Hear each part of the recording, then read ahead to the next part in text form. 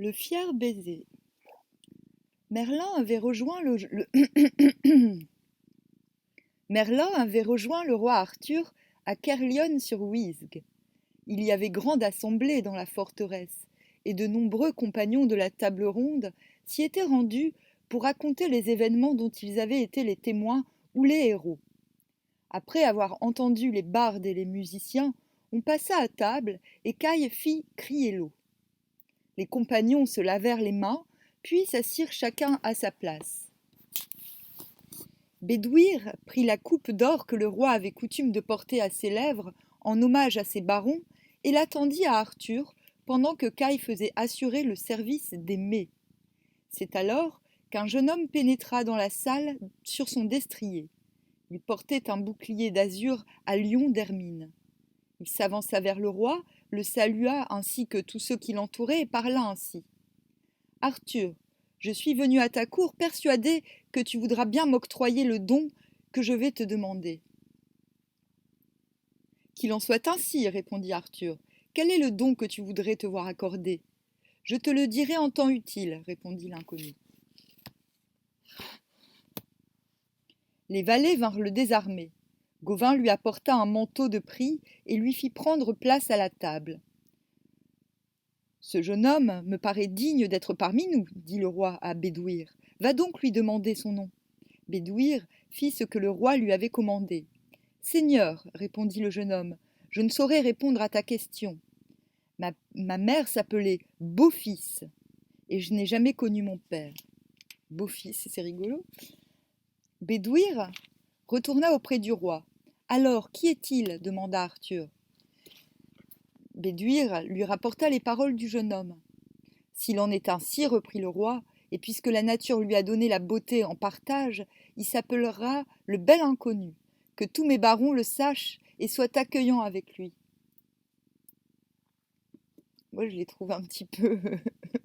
je les trouve un petit peu efféminés, les chevaliers. Mais bon, c'est bien.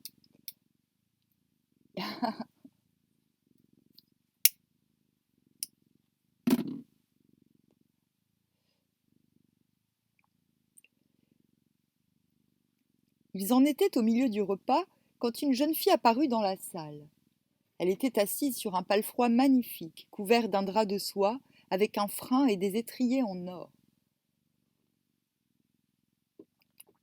Elle avait un corps avenant, revêtu d'une robe en étoffe très fine, des cheveux blonds cerclés d'or et de pierres de grande valeur, des yeux gris et un visage souriant comme un sourire de printemps. Un nain tenait son cheval par la bride, un nain courtois et bien appris, de corps gracieux, qui portait un vêtement de fourrure écarlate, fait à sa mesure, et avait un fouet de cuir à la main. Encore un nain.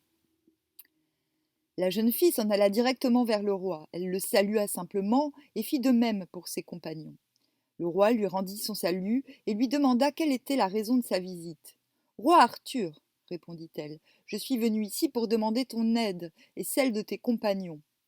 Mais ce n'est pas pour moi que je requiers cette assistance. C'est pour madame, la fille du roi de Galles, qui se trouve dans une situation désespérée. Elle a besoin d'un chevalier hardi qui lui prêtera secours dans sa grande détresse. Je t'en prie, roi Arthur, pour l'amour de Dieu, envoie donc vers elle le meilleur compagnon que tu aies. Il en tirera grand honneur, je puis te le promettre, celui qui sera assez audacieux pour l'arracher à l'épreuve terrible qu'elle subit, celui qui osera donner le fier baiser. Mais il est nécessaire que cet homme soit un chevalier accompli. Moi, je ne suis que la suivante de madame, et l'on me nomme Élie. J'attends que tu me désignes celui qui m'accompagnera vers le pays de madame. » Le roi promena ses regards sur l'assemblée dans le plus profond silence. Il attendait que l'un de ses compagnons sollicitât l'honneur de suivre la jeune fille. Mais tous se taisaient. Aucun d'eux n'avait le désir de tenter cette aventure qui leur paraissait trop mystérieuse et trop secrète pour avoir l'espoir d'y mettre un terme. C'est alors que le bel inconnu se leva. Il s'avança vers le roi et lui dit « Seigneur roi, tu m'as promis un don, le voici. C'est moi qui irai secourir la fille du roi de Galles. » « Que me demandes-tu là ? répliqua le roi. Tu as entendu ce qu'a dit la jeune fille, cette aventure s'adresse à un chevalier accompli et non à un jeune homme sans expérience. Le bel inconnu répondit « Seigneur roi, Tu as promis d'accorder le don que je t'ai demandé. Tu seras honni si tu me le refuses. Le roi Arthur soupira. Eh bien, dit-il, puisqu'il en est ainsi, je te l'accorde, jeune téméraire. Mais tu ne sais pas à quoi tu t'exposes. Que Dieu te garde et te fasse revenir parmi nous. À ce moment, Élie s'écria. Ah non, roi Arthur, je t'avais demandé un chevalier qui fût le meilleur et le plus accompli, et tu me donnes le pire. Je n'ai que faire de ce jeune homme qui est juste bon à faire des ronds de jambes devant les dames et les jeunes filles de la cour. Douce amie, répondit le roi, une promesse est une promesse, et je ne peux me dédire. La jeune fille était rouge de colère. Elle s'écria. Puisqu'il en est ainsi, je m'en vais, je quitte ta cour, roi Arthur. Maudite soit la table ronde, maudits soient tous ceux qui y prennent place. Et, sans ajouter un mot, elle sauta sur son palefroid tandis que le nain, prenant l'animal par la bride, le conduisait hors de la salle. Le roi Arthur était effondré, et ses compagnons se sentaient tous honteux, car ils savaient bien qu'ils étaient responsables de la colère de la jeune fille et de la malédiction qu'elle avait lancée sur la table ronde. Mais, sans que personne ne pût s'en apercevoir, le bel inconnu avait quitté la table et avait commandé qu'on lui apportât ses armes. Il se fit équiper à la hâte, endossa son haubert et se mit son homme en tête. Puis, sans perdre un instant, en compagnie de son écuyer, il partit au grand galop sur le chemin, à la poursuite de la jeune fille. Ils ne furent pas longs à la rejoindre. Elle se retourna et vit le bel inconnu. Où vas-tu lui demanda-t-elle. Avec toi, jeune fille, répondit-il. Par celui qui forma le ciel, la terre et les étoiles, cela ne sera pas ainsi, s'écria la jeune fille. Jamais tu ne m'accompagneras de mon plein gré. Tu es trop jeune, et tu ne pourras pas endurer les terribles épreuves que madame attend de son sauveur. Jamais tu ne sauras venir à bout des périls qui se présenteront à toi. Retourne à la cour de ton roi et aide-le à surmonter sa honte. Jamais, je le jure sur mon salut éternel, je ne retournerai à la cour du roi Arthur avant d'avoir mené à terme la mission qu'il m'a octroyée devant tous ses compagnons, répondit le bel inconnu. La demoiselle Élie piqua des deux sans ajouter un mot, mais le bel inconnu la suivit à distance.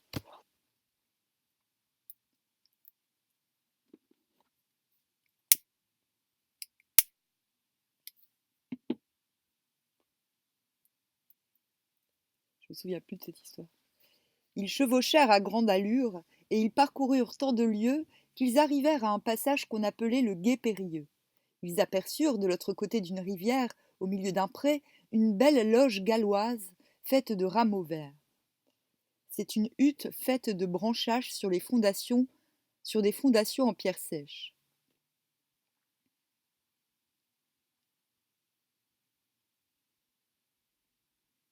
Un bouclier au chef d'or et à la pointe d'argent était pendu sur la porte. Là demeurait un chevalier cruel et redoutable, qui avait tué maints voyageurs en combat singulier. Il avait nom Bliobéris. Il jouait aux échecs avec ses deux valets devant sa loge, quand il aperçut Élie et ceux qui l'accompagnaient. Il demanda immédiatement ses armes et son cheval. Les deux valets se hâtèrent de lui obéir, apportant les chausses de fer de leur maître. Bliobéris se leva, laissa son homme et se vêtit de son haubert qu'il recouvrit d'une cotte de soie d'outre-mer. Il sauta sur son destrier, prit son bouclier, appuya sa lance contre l'encolure du cheval et s'apprêta à défendre le gué. La jeune fille vit bien que ses intentions étaient hostiles et qu'il voulait à tout prix empêcher quiconque de traverser le gué. Elle se retourna vers le bel inconnu. « Vassal, dit-elle, regarde ce chevalier qui s'avance tout armé sur son destrier. Ne me suis plus, car ce serait pure folie. Tu aurais dure bataille et cela te conduirait à ta fin. » Jeune fille, répondit le bel inconnu, pour rien au monde je ne retournerai sur mes pas. Je poursuivrai mon chemin, et si ce chevalier veut se battre, je répondrai à sa provocation. S'il désire vraiment la bataille, il l'aura. Il prit son bouclier et sa lance des mains de son écuyer.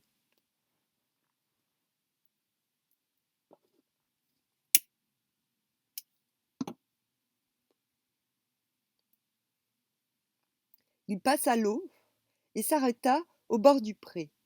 Bliobléris lui cria. « Imprudent!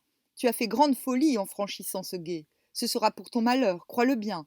Je te le ferai payer cher, car nul ne franchit ce passage sans que bataille ne soit donnée.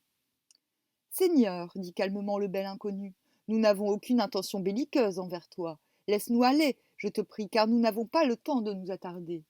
Le roi Arthur nous envoie secourir une dame de très haut rang, et cette jeune fille, qui est sa suivante, me conduit vers elle, et que Dieu nous protège, toi et moi. Sans bataille, tu ne passeras jamais ce guet, s'écria Bliobléris. Tel est l'usage que je tiens de mes pères. Moi-même, depuis plus de 7 ans, je monte la garde en cet endroit, et j'ai déjà tué plus d'un chevalier de valeur qui s'obstinait à vouloir passer outre. C'est un métier de brigand, dit le bel inconnu. Mais puisqu'il en est ainsi, je ne parlerai pas davantage. En garde, et je défendrai ma vie jusqu'au dernier souffle. Ils s'éloignèrent l'un de l'autre, puis, se faisant face, ils se précipitèrent l'un sur l'autre de toute la vitesse de leurs chevaux. Bliobléris, d'un coup de sa lance, qui vola en éclats, rompit le bouclier du bel inconnu. Mais celui-ci tint bon sur son cheval.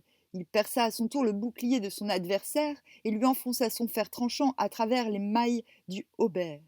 Bliobléris vida les étriers et tomba sur les pommes. Il se releva cependant et mit la main à l'épée, la brandissant ensuite d'un tel emportement que peu s'en fallut qu'il ne mît à mal le bel inconnu. Celui-ci fit un saut de côté, sauta à terre, et tous deux continuèrent à combattre à pied. Ils se donnèrent de tels coups sur les hommes que des étincelles en jaillirent. Mais à la fin, Bliobléris, perdant son sang, tomba sur ses genoux en s'écriant « Pour Dieu, ne me tue pas, je ferai ta volonté. Tu passeras l'eau par mon commandement, et si tu le veux, je serai ton prisonnier. » J'avais oublié. Par rapport à c'est un métier de brigand. Cette réflexion indique suffisamment ce qu'on pensait, dans certains milieux au XIIIe siècle, de la chevalerie. Sous prétexte d'exploit et de protection de territoire, des chevaliers sans fortune rançonnaient bien souvent les voyageurs pour le compte d'un seigneur propriétaire des lieux. Mais on pouvait s'assurer contre ces inconvénients en achetant un sauf-conduit délivré par le seigneur et qui garantissait le libre passage sur ses terres. Ces curieuses méthodes de raquette, issues directement des ordres de chevalerie si vantées actuellement par les nostalgiques d'un passé purement imaginaire, sont à l'origine des péages, droits de douane et autres taxes que les sociétés contemporaines ont bien su reprendre à leur compte. Je pense notamment à la SNCF. Le bel inconnu lui répondit « Je te ferai grâce si tu te rends de ma part à la cour du roi Arthur. » Bliobléris donna sa parole qu'il ne chercherait pas à s'échapper et qu'il se rendrait sans tarder devant le roi Arthur. Quant au nain, il prit à part la jeune fille et lui dit « Tu as grand tort de mépriser le bel inconnu. Il ne mérite pas de blâme et son courage est grand. Que Dieu le maintienne en force et en joie afin que nous éprouvions longtemps les effets de sa valeur. » Il a bien agi, dit la jeune fille, mais sache que s'il persiste à nous suivre, il sera fatalement tué. Ce sera grand dommage, car c'est un jeune homme très vaillant. Mais le bel inconnu, qui l'avait entendu, lui répéta que pour rien au monde il ne reviendrait sur ses pas. Puis, comme la nuit commençait à tomber, Élie reprit son chemin en compagnie du nain, tandis que le bel inconnu la suivait avec son écuyer. Cependant, Bliobléris était gravement blessé et très affaibli par le sang qu'il avait perdu. Ses 2 valets le transportèrent à l'intérieur de la loge et le soignèrent de leur mieux. Et quand la nuit fut complète, 3 des vassaux de Bliobléris, qui avaient nom Éline, Graëlent et Salbran, vinrent à passer au guet périlleux. Quand ils virent leur seigneur en si piteux état, ils menèrent grand deuil. Bliobléris leur dit « Ne vous affligez pas, mais pensez plutôt à me venger. Un chevalier est passé par ici, et jamais vous ne verrez meilleur combattant que lui. Il m'a vaincu. Je suis prisonnier et j'ai donné ma parole de me présenter devant le roi Arthur. Il menait avec lui un écuyer et une belle jeune fille dont un nain conduisait le palefroid. Il se nomme, paraît-il, le bel inconnu. Pourchassez-le, mes compagnons, je vous en prie. Tuez-le ou faites-le prisonnier. » Ainsi parla Bliobléris, et ses vassaux répondirent « N'aie aucun souci à ce sujet. Si nous pouvons le retrouver, rien ne nous empêchera de le tuer et de le faire prisonnier. » Et là-dessus, ils tournèrent bride et galopèrent dans la nuit. Quant à Élie et au bel inconnu, ils avaient poursuivi leur chemin jusqu'au moment où la fatigue les obligea à prendre du repos. Ils s'étendirent dans une prairie et s'endormirent profondément. Mais sur le matin, le bel inconnu s'éveilla, car son oreille avait été heurtée par un cri qui provenait de la forêt. La voix était douce et gémissante, et par instants, elle éclatait en appels déchirants. Le bel inconnu prit par la main Élie, qui dormait encore, allongée dans l'herbe verte. Entends-tu ces cris lui demanda-t-il. Peu m'importe, répondit-elle. Laisse-moi dormir. Cette voix appelle au secours, reprit le bel inconnu, et je ne peux pas rester ainsi sans en connaître la raison. Tu n'iras pas, s'écria Élie. Tu cherches donc à tout prix les aventures. Avant que tu aies trouvé madame, tu auras fait plus de mauvaises rencontres que tu ne l'aurais voulu. Et il te faudra durement souffrir. Es-tu fou pour te mêler de ce qui ne te regarde pas? Quoi que tu en penses, répondit le bel inconnu, j'irai voir ce qui se passe là-bas. Le bel inconnu revêtit ses armes et enfourcha son cheval. Élie, qui ne voulait pas rester seule, reprit elle-même son pâle froid et, accompagnée du nain, elle suivit la direction prise par le bel inconnu. À mesure qu'ils avançaient, la voix se faisait plus nette et ils l'entendaient distinctement. Puis, à l'entrée d'une clairière, ils aperçurent un vaste feu devant lequel étaient assis deux géants hideux et effroyables. L'un d'eux tenait entre ses bras une jeune fille merveilleusement belle. Folle de terreur, elle pleurait et se débattait. L'autre géant, assis en face, rôtisait tranquillement des viandes et tisonnait avec une pointe de fer le feu qui luisait. Et il déclarait qu'il mangerait tout de suite après que son compagnon aurait fait sa volonté de la jeune fille. Le bel inconnu se prépara. Élie lui dit à voix basse. « Veux-tu donc mourir? Tu ne sais pas qui sont ces géants. Ne sais-tu pas qu'ils ont dévasté tout le pays? Il n'y a, à 12 lieues à la ronde, aucune maison qu'ils n'aient pillée. Toute cette contrée est entre leurs mains. Ne va pas les combattre, je te prie, et fuyons ces diables au plus vite. » Mais le bel inconnu ne voulait rien entendre. Piquant des deux, il se précipita sur le géant qui voulait forcer la jeune fille. Il lui enfonça sa lance dans la poitrine et le coup lui fit éclater le cœur. Ses yeux se troublèrent, il trébucha et s'effondra dans le brasier. L'autre géant s'était levé, brandissant une terrible massue. Le bel inconnu évita le coup et éperonna son destrier. Le géant se précipita à sa suite et frappa avec une telle furie que peu s'en fallut qu'il n'abattît le cheval et le cavalier. Mais le bel inconnu se mit hors de portée. Alors le géant bondit, prêt à frapper de son redoutable bâton. Le bel inconnu l'attendait, immobile, et quand le géant leva sa massue, il lui lança son fer dans les côtes. Poussant un cri de douleur, le géant leva la massue et se prépara à l'abaisser d'un coup sur son adversaire, mais celui-ci, pensant qu'il valait mieux s'esquiver, se trouva très vite hors de portée. Le géant fut saisi d'une rage effroyable. Il frappa sur un arbre avec une telle force qu'il le fit s'écrouler avec toutes ses branches. Mais il avait tant mis d'effort dans ce coup que la massue lui échappa des mains. Le bel inconnu en profita pour se précipiter vers lui, et, d'un seul coup de son épée, il lui coupa la tête. Le combat était terminé. Le bel inconnu descendit de cheval et enleva son homme. Alors le nain dit à Élie: « Tu as eu grand tort de blâmer et de mépriser le chevalier. C'est un homme de valeur. » « Tu as raison, dit-elle. Elle descendit de son palefroid, s'avança vers le chevalier, le salua très doucement et lui demanda pardon pour les méchantes paroles qu'elle avait pu lui dire. « N'en parlons plus, répondit le bel inconnu. Et ils s'assirent tous devant le feu qu'avaient allumé les géants. La jeune fille, qui avait été ainsi délivrée, était accourue auprès de son sauveur, et elle jura au bel inconnu qu'elle serait éternellement sa servante. Il lui demanda qui elle était, et dans quelles circonstances elle avait été ravie par les géants. La jeune fille répondit: « Je me nomme Clary, et je suis la sœur de Thor, qui est un des compagnons du roi Arthur. Hier, j'étais allée dans le verger de mon père afin de me divertir, mais la porte en était restée ouverte. Un géant qui passait par là s'en aperçut, entra, se saisit de moi et m'emporta ici, où vous m'avez trouvé. » L'écuyer et le nain s'en allèrent fouiller la maison des géants. Ils y découvrirent un prodigieux amas de pain, de jambon salé, d'oiseaux gras tout rôtis et accommodés, ainsi qu'une grande quantité de vin. Les géants avaient pillé et dévasté tout le pays, et ils avaient apporté tout cela dans leurs repères. Comme il était l'heure de manger, on décida de se restaurer grâce à ces provisions. On étendit des nappes sur l'herbe verte.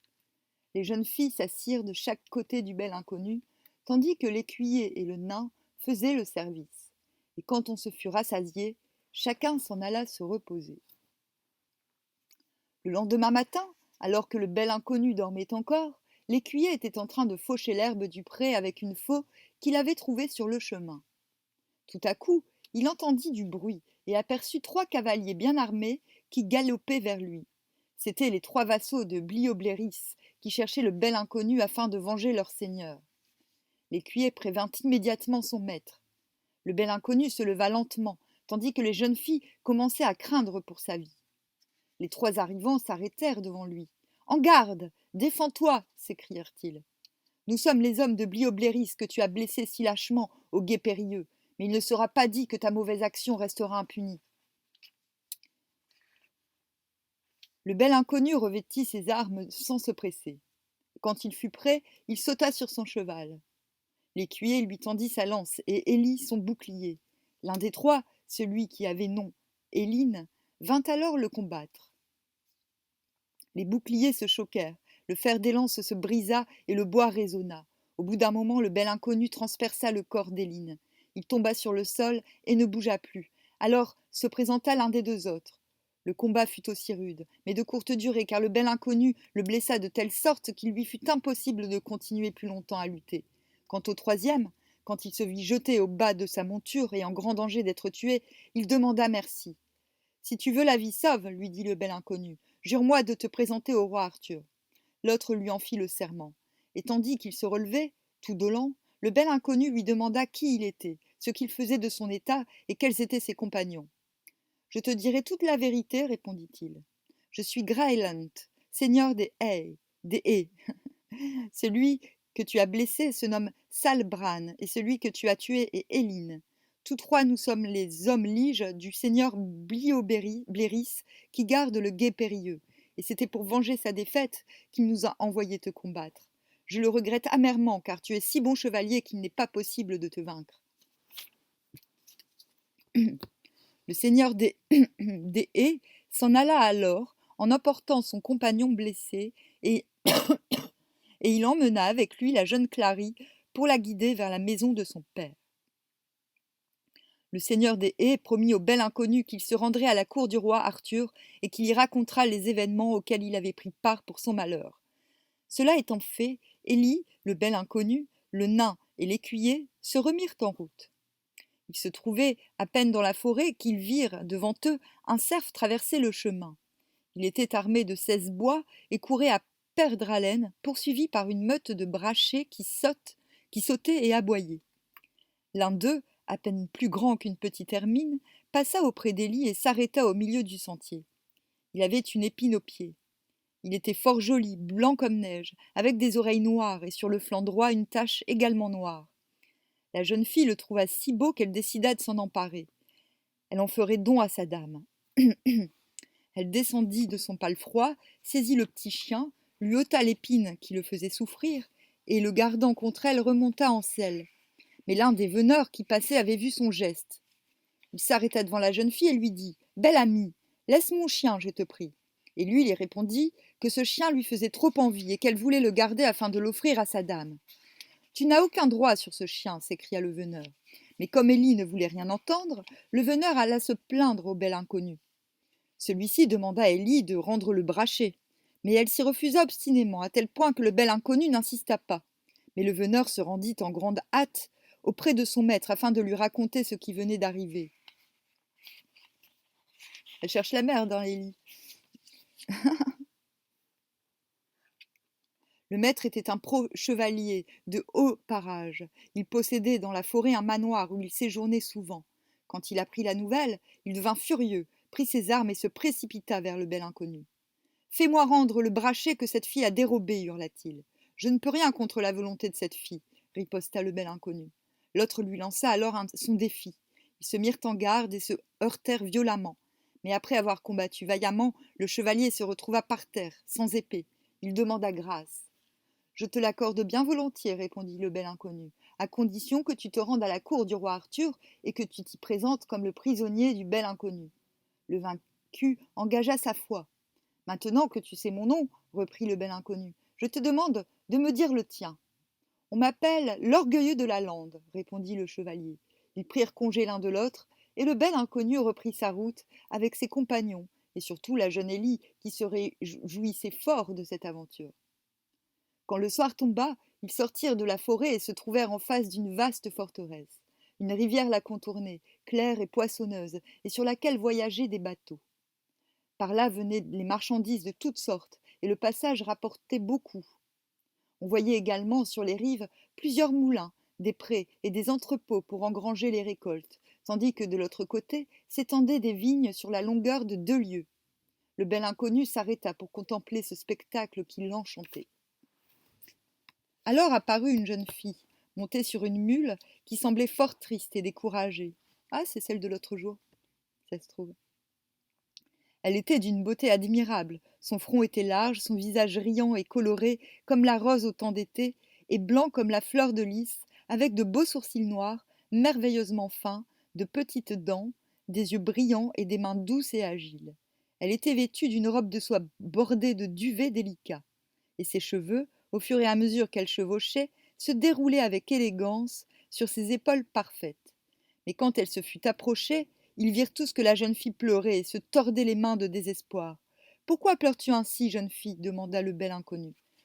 Voici ce qu'elle répondit. « Je pleure parce que j'ai perdu aujourd'hui l'être au monde auquel je tenais le plus. Mon ami vient d'être tué et je ne me consolerai jamais. C'est un chevalier qui l'a tué, un chevalier plein d'orgueil et de cruauté. C'est le maître de cette forteresse. Dans la ville, il y a un épervier très beau et bien muet, et qui vaut un trésor.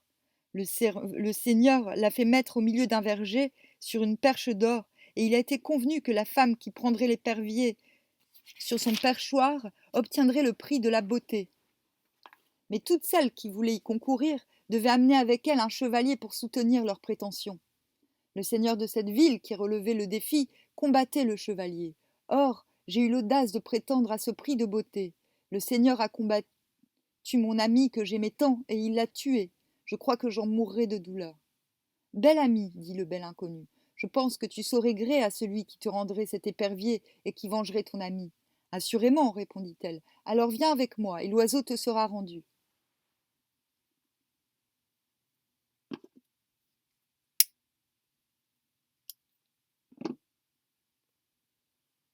Ils entrèrent dans la ville, passèrent les lys et le pont, et ils allèrent tout droit vers le verger où se trouvait l'épervier.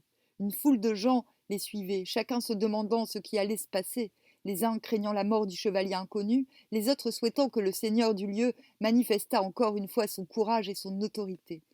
Ils arrivèrent alors au verger. La place était belle et plaisante. Au milieu était planté un arbre qui était toujours fleuri, et à une portée d'arc se trouvait le perchoir où l'épervier était posé. Le bel inconnu prit la main de la jeune fille. « Avance, bel ami, lui dit-il, et viens recevoir le prix de la beauté qui, je le soutiendrai contre quiconque, doit appartenir à toi seul. » La jeune fille vint à l'épervier et lui ôta le lacet qui le retenait. C'est à ce moment que le seigneur se présenta. Il montait un cheval ferré de grand prix que couvrait une étoffe décorée de roses vermeilles. Il portait un bouclier d'argent aux roses de sinople, et sur ce homme, qu'il avait magnifique, était une couronne de roses. On se croirait dans les chevaliers du zodiaque, là. Il se précipita, la lance levée, sur le bel inconnu, et, à haute voix, il lui fit défense de prendre l'épervier. « Pourquoi l'épervier ne serait-il pas à cette jeune fille » répondit le bel inconnu. « Je n'en connais pas de plus belle. »« Je te prouverai le contraire, » cria le seigneur. Les deux hommes s'éloignèrent, et, brochant leurs montures, ils se lancèrent l'un contre l'autre. Les boucliers craquèrent, les sangles furent rompus, ils se retrouvèrent à pied et tirèrent leur épée. Longtemps ils se battirent ainsi avec rage et frénésie, jusqu'au moment où le bel inconnu fit trébucher son adversaire et posa la pointe de son épée sur son cou. « Je demande grâce, dit le vaincu, et je me reconnaîtrai ton homme lige. » Le bel inconnu retira son épée en disant « Je te fais grâce, je te fais grâce, à condition que tu ailles te présenter devant le roi Arthur et que tu lui racontes comment le bel inconnu t'a fait prisonnier. » Je te fais grâce et je te fais crasse, c'est un peu la même chose, non, finalement. Seigneur, sur mon âme, je me présenterai devant le roi Arthur, et je dirai que tu m'as vaincu en combat loyal. Sache que je suis compagnon de la table ronde et que je ne peux faillir à un serment.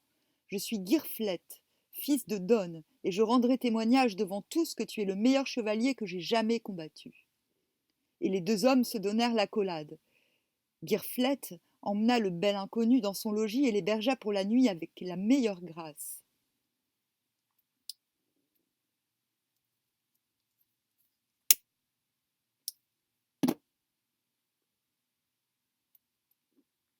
Le lendemain, dès la pointe du jour, les voyageurs se remirent en chemin et Girflet voulut lui-même les reconduire.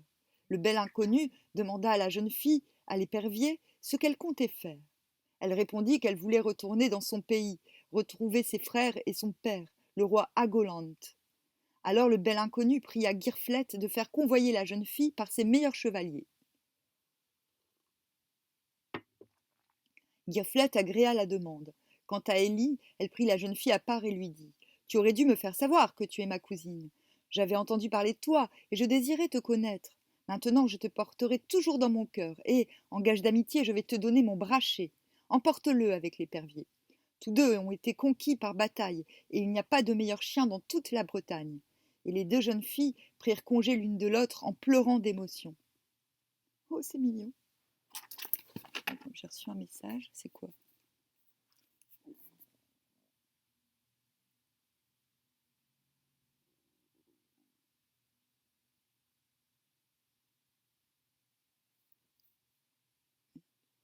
Il faut que je regarde parce que... Hop.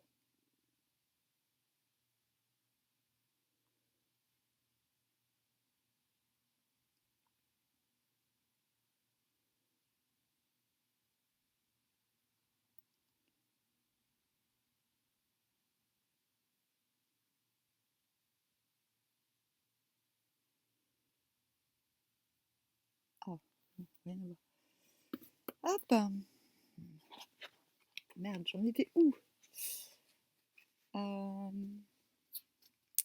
Après avoir erré tout le jour, ils se trouvèrent devant une ville fermée, située sur la longueur d'un promontoire. Un bras de mer contournait la cité d'une part, et de l'autre, la grande mer battait au pied de la forteresse. Les murailles qui en faisaient le tour étaient de marbre blanc et s'élevaient aussi haut qu'un arc peut tirer. Les créneaux ne redoutaient aucune attaque. Deux grosses tours vermeilles se dressaient, reluisant dans le soleil couchant, et 20 autres tours de couleur bleue complétaient les défenses.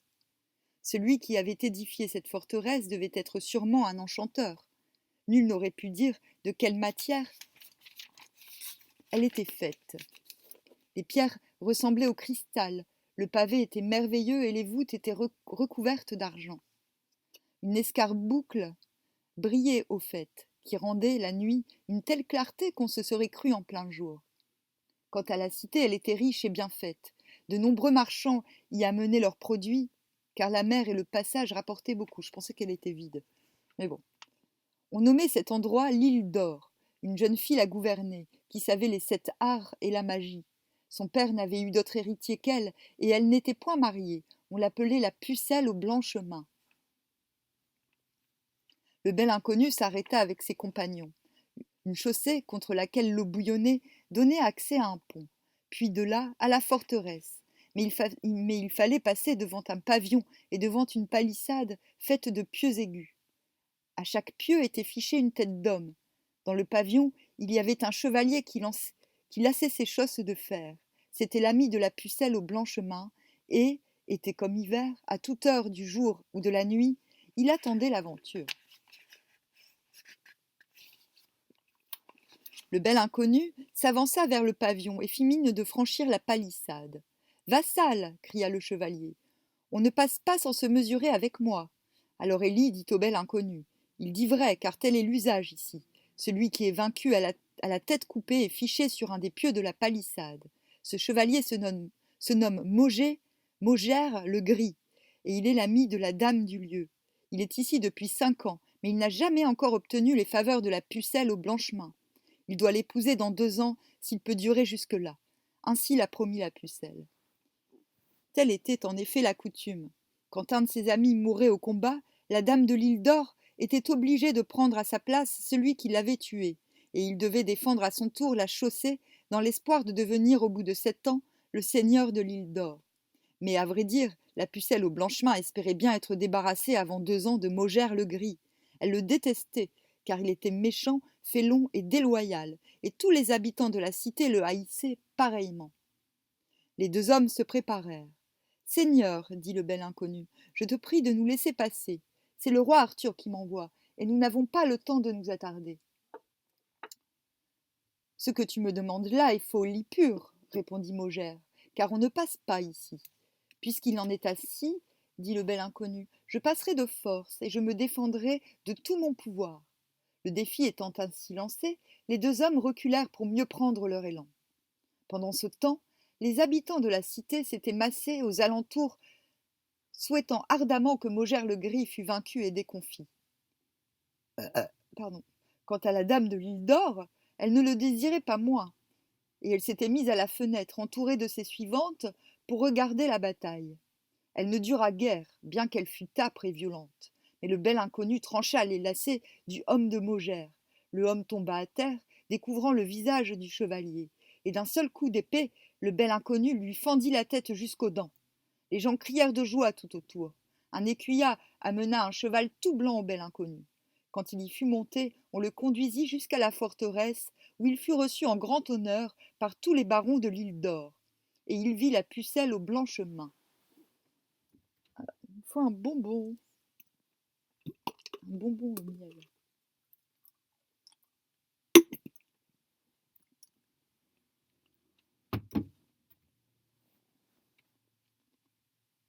Lorsqu'elle entra dans la salle, elle était plus brillante que la lune lorsqu'elle surgit des nuages. Le bel inconnu sentit ses genoux se dérober sous lui quand il se trouva face à face avec elle, tant elle était belle et désirable, avec des yeux gris très amoureux, une bouche riante et vermeille prometteuse de baisers, une gorge ronde et pleine, une chevelure dorée rejetée en arrière et couronnée de roses. Elle mit ses bras au cou du bel inconnu. Tu m'as vaincu, mon ami, dit-elle, et je serai tienne sans plus attendre. L'usage est ici de garder la chaussée de l'île d'Or, mais je te dispenserai de ce service. Je fais de toi mon seigneur et mari. Je te donne ma terre et mon amour. Et la pucelle au blanchemin fit clamer par tout le pays qu'elle épouserait une semaine plus tard le bel inconnu. La rumeur s'en répandit très vite dans la cité et aux alentours, et les habitants en eurent très grande joie. Mais la pucelle était inquiète, car elle se demandait bien comment elle allait pouvoir retenir le bel inconnu auprès d'elle. Pourtant, elle n'en laissait rien paraître, se montrant affable et enjouée, mais n'en pensant pas moins à faire usage de sa magie. Le soir, elle fit servir un grand repas pour fêter l'événement. Le bel inconnu avait pris place sur un siège de prix à la droite de la dame, tandis qu'Élie se trouvait à sa gauche. Quand ils eurent mangé à loisir, Élie se leva de table et prit le bel inconnu à part. Seigneur, lui dit-elle, la pucelle veut te prendre pour mari, et si tu n'es pas vigilant, elle te retiendra ici pour longtemps. Je voudrais que tu n'oublies pas madame pour autant. Je n'oublie rien, bel ami, répondit le bel inconnu. Mais je ne sais trop comment faire. As-tu une idée à ce sujet? Oui, dit Élie. Cette nuit, je préparerai secrètement notre départ, car je loge dans un hôtel qui est au milieu de la ville. Ton écuyer harnachera ton cheval, et nous t'attendrons devant la porte de la chapelle. Tu diras au portier que tu veux aller prier, et il te laissera passer sans défiance. Ayant ainsi mis les choses au point, Élie prit congé de son hôtesse et s'en alla en son hôtel en compagnie de l'écuyer qui emportait les armes de son maître. Les servantes de la pucelle préparèrent le lit de Lot. Sur le lit qui était tout doré et magnifique et valait bien 100 marques d'argent, elles déposèrent des couettes douces et molles et un beau drap de soie. Les valets allumèrent un grand feu dans la chambre afin de l'éclairer, et ils se retirèrent. Alors la dame vint souhaiter le bonsoir au bel inconnu. Elle portait un manteau d'étoffe précieuse, verte à franges d'or, et par-dessous une chemise blanche comme la neige sur les rameaux, mais qui paraissait brune à côté des jambes nues. Rejetant son manteau, elle découvrit son visage et son sein, et accola doucement le bel inconnu. Ses cheveux dénoués tombèrent en flots d'or et se répandirent sur le corps du bel inconnu. Il voulut lui prendre un baiser à la pucelle. Non, dit-elle, ce serait paillardise, pas avant que nous soyons mariés. Le bel inconnu n'insista pas, et pourtant il avait grand désir de prendre la pucelle dans ses bras et de l'étendre à côté de lui. Écoute encore, dit la dame, apprends quelle est ma fantaisie. Si je t'appelle au milieu de la nuit, ne viens pas, mais si je te dis de ne pas venir, alors viens. Fais toujours le contraire de ce que je te dirai. Là-dessus, elle se retira, laissant le bel inconnu seul dans la chambre, en proie à bien des perplexités. Il essaya de dormir, mais au moment où il s'assoupissait, il entendit une voix. « Dors-tu, bel ami ?» Il tressaillit, ouvrit les yeux et vit le feu qui flambait. La voix se fit entendre de nouveau. « Entre donc, chevalier !» Le bel inconnu avait oublié l'ordre de la pucelle au blanchemin. Il se leva, revêtit son manteau et se dirigea vers la chambre de la belle. Mais alors il s'aperçut qu'il marchait sur une planche et que par-dessous roulaient des vagues grosses comme celles d'une mer en furie. Il s'arrêta, ne voulant ni avancer ni reculer, tant il lui semblait que la planche était étroite. Il voyait l'eau bouillonner, et n'osait pas rester debout. Il se baissa, prit la planche à deux mains et demeura pendu dans le vide. Mais ses bras se fatiguèrent vite, et il eut grand-peur de tomber. « À l'aide !» cria-t-il, « je vais me noyer !» Les valets l'entendirent. Ils accoururent en portant des torches et des chandelles. Ils trouvèrent le bel inconnu pendu au perchoir d'un épervier. Quand il se vit en telle position, le bel inconnu en eut grande honte. Tout ébahi et confus, il rentra dans sa chambre, tandis que les valets retournaient se coucher. « Que s'est-il passé ?» se demandait le bel inconnu. « J'ai été victime d'un enchantement, c'est certain. C'est la pucelle qui en est la cause. C'est elle qui m'a fait endurer ce mal. Pourquoi n'irais-je pas lui parler pour apaiser mon angoisse ?» Il regarda vers la chambre de la pucelle. Quand il estima que les valets s'étaient rendormis, il se leva de nouveau et marcha vers la porte de la pucelle. Mais alors, il lui sembla qu'il portait sur les épaules toutes les voûtes de la forteresse.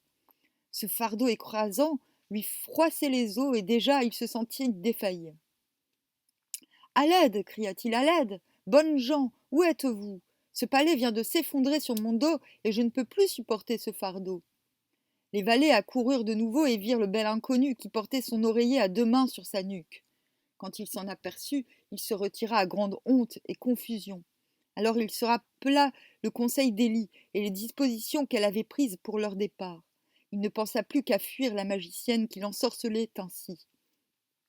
Et dès que l'aube commença à poindre, il se vêtit en hâte et descendit. Le portier lui ouvrit sans défiance. Il retrouva devant la chapelle Élie, le nain et son écuyer, qui tenaient son cheval par le frein.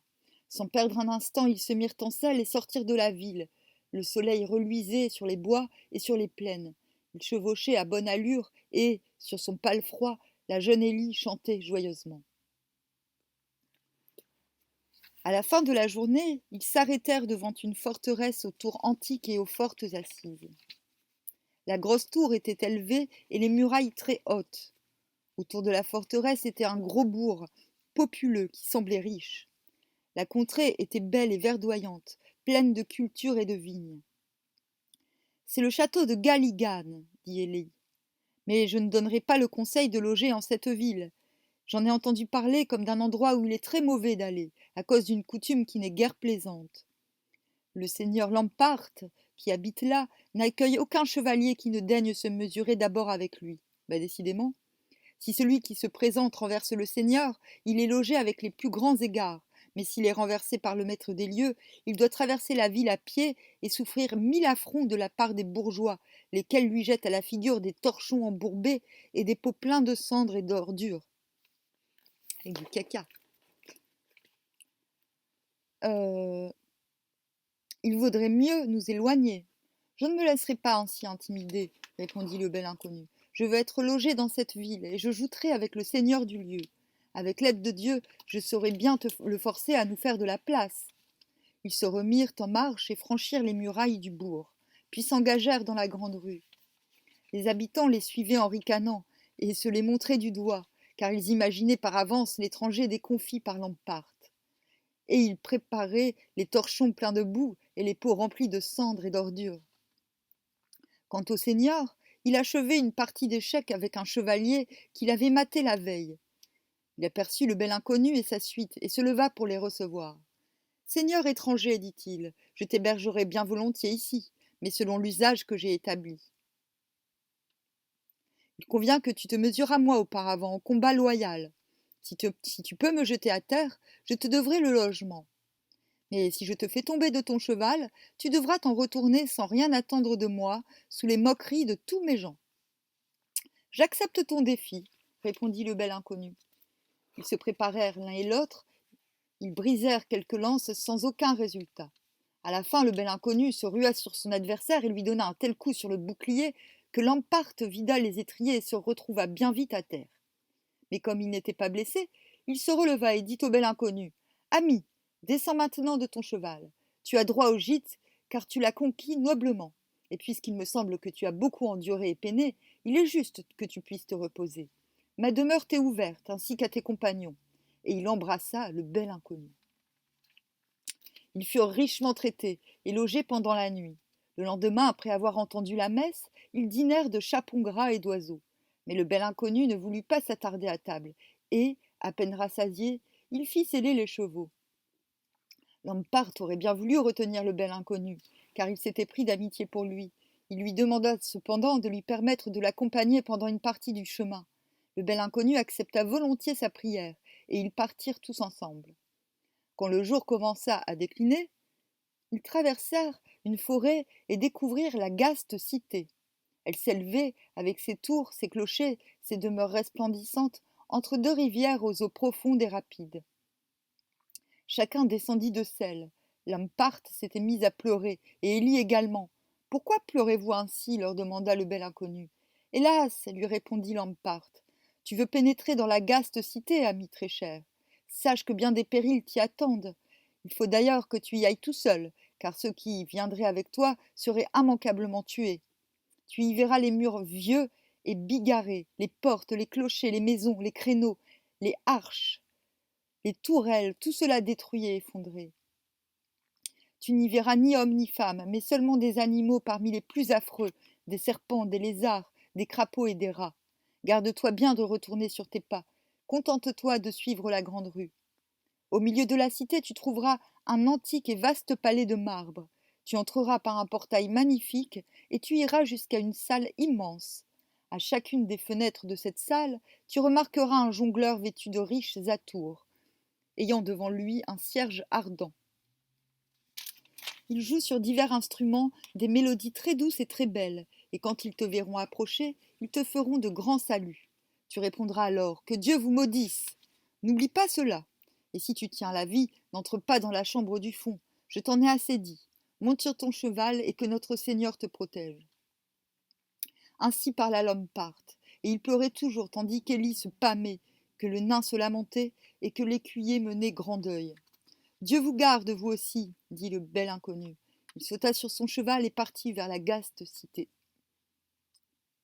Il passa le torrent sur le pont qui était abaissé.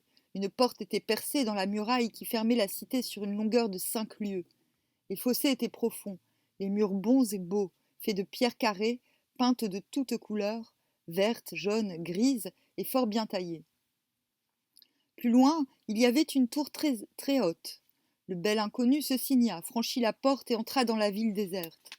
Il alla par la grande rue, comme le lui avait recommandé Lampart, regardant les pans de murs écroulés, les piliers et les fenêtres de marbre tombés à terre.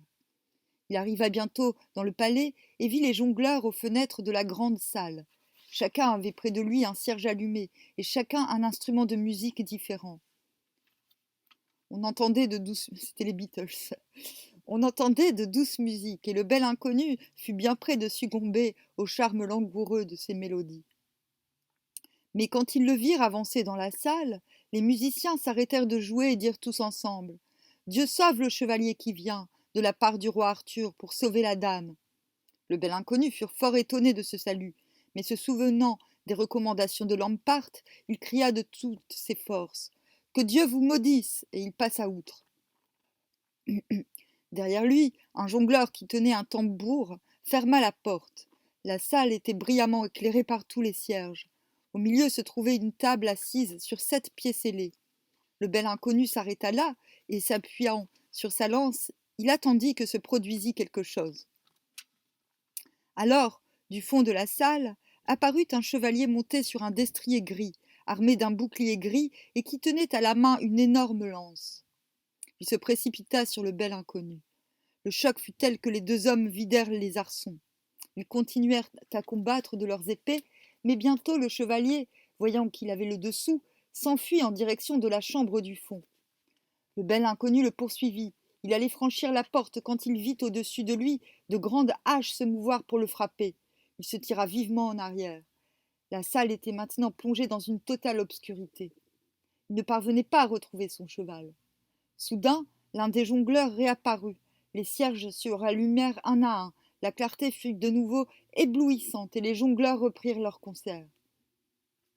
Le bel inconnu alla droit à son cheval et ramassa sa lance. Mais il s'était à peine remis en selle que, de la chambre du fond, surgit un chevalier de grande taille, dont les armes étaient noires et qui était monté sur un destrier fringant, à l'œil clair comme du cristal, et qui avait une corne au milieu du front. On appelle ça une licorne. Par la gueule, il soufflait du feu et des flammes, et son haleine puante était embrasée. Une licorne démoniaque. Le chevalier aux armes noires se rua sur le bel inconnu, comme le tonnerre. Le pavé de la salle jeta des étincelles sous les 4 fers du destrier. Le bel inconnu se signa et baissa sa lance. La bataille fut longue et acharnée. Pourtant, le bel inconnu parvint à faire voler le homme de son adversaire. Celui-ci, se voyant désarmé, voulut s'enfuir, mais le bel inconnu lui assena un tel coup qu'il lui fendit la coiffe et la tête, l'abattant sur le sol. De la bouche et du corps s'exhalait une fumée noire et infecte.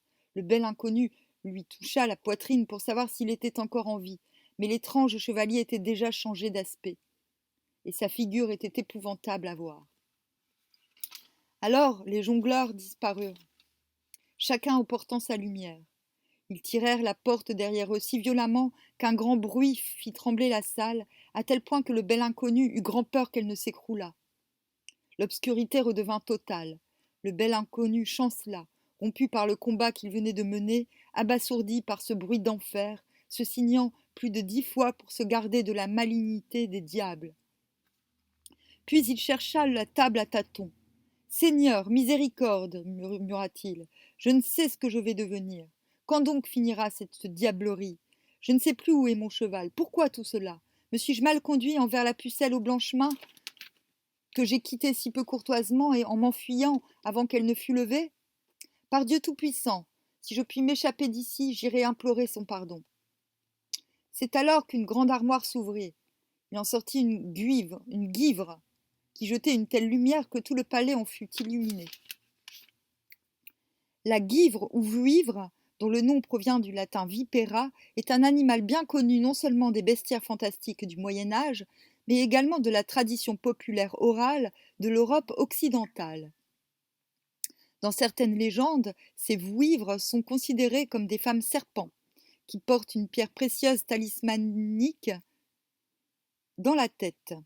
Ceux qui réussiraient à s'emparer de cette pierre, généralement une escarboucle, seraient en possession de nombreux pouvoirs magiques. Le thème de la guivre est indiscutablement le même que celui de Mélusine. C'est ce que j'allais dire. Hop.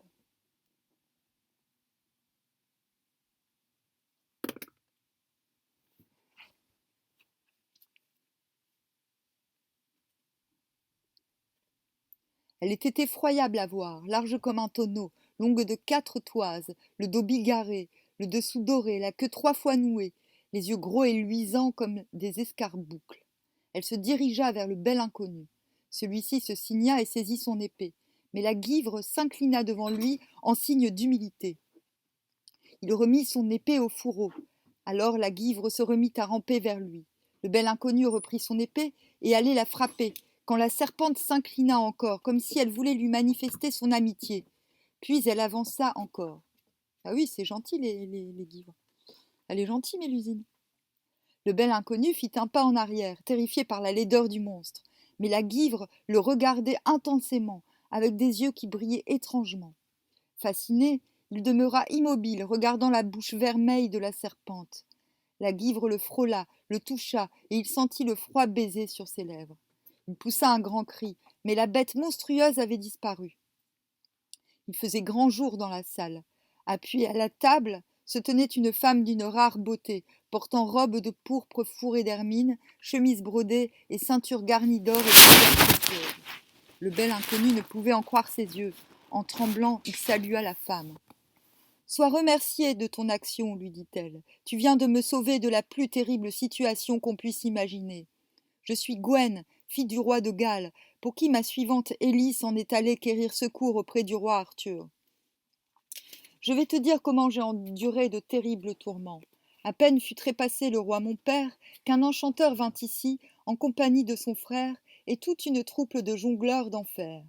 Ils jetèrent un sortilège sur la cité, transformant les habitants en animaux tous plus hideux les uns que les autres, et qui s'enfuirent par la plaine. Mais ce n'est pas tout. Ils firent en sorte que les tours, les maisons et les clochers s'écroulent.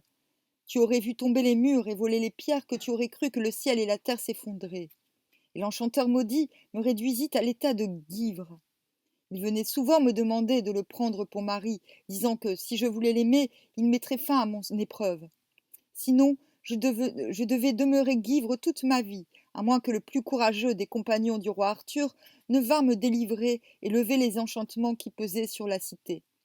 C'est à toi qu'a été réservé de courir les aventures les plus périlleuses et d'accomplir le fier baiser.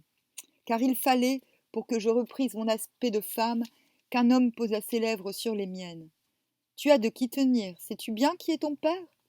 Sur mon honneur, répondit le bel inconnu, je n'ai jamais connu mon père, et c'est pour cela qu'à la cour du roi Arthur, on ne me connaît que sous le nom du bel inconnu.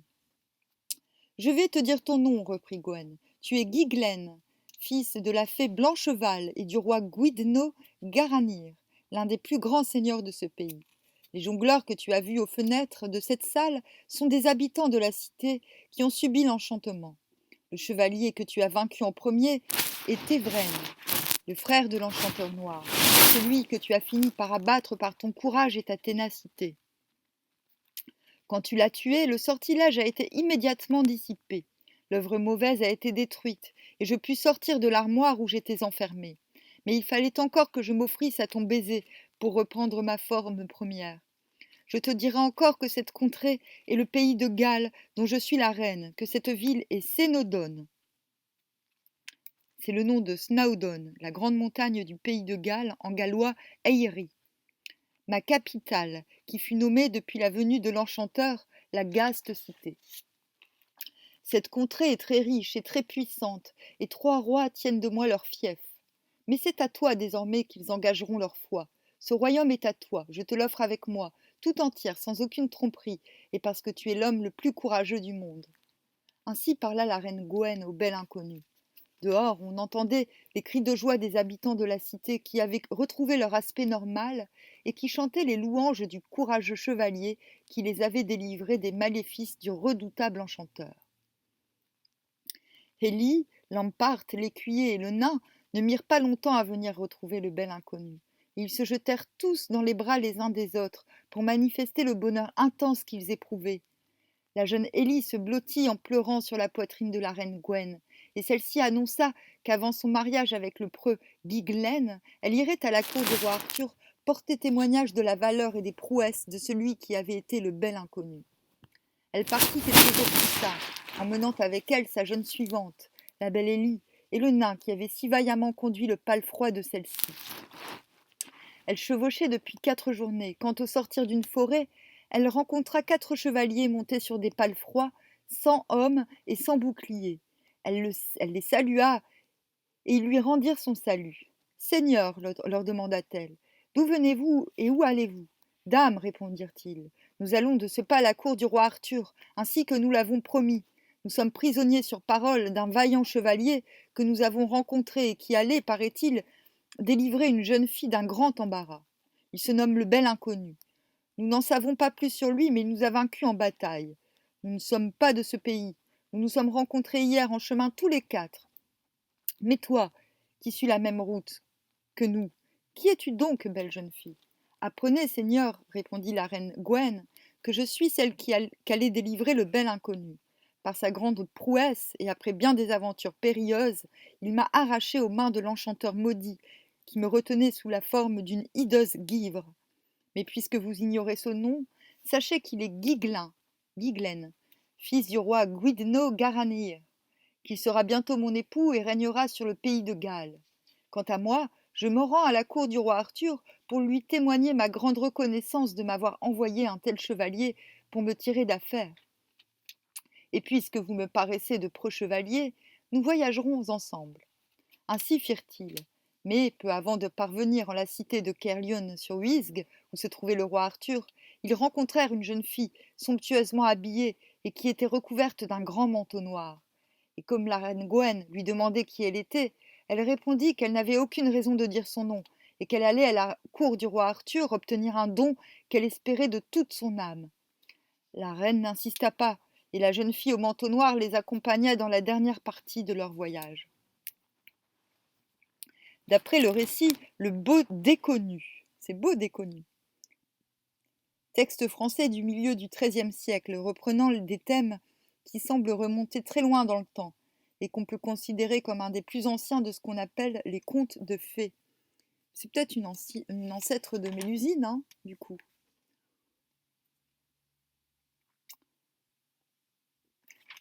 Bon, prochain chapitre, la lance et le coup douloureux.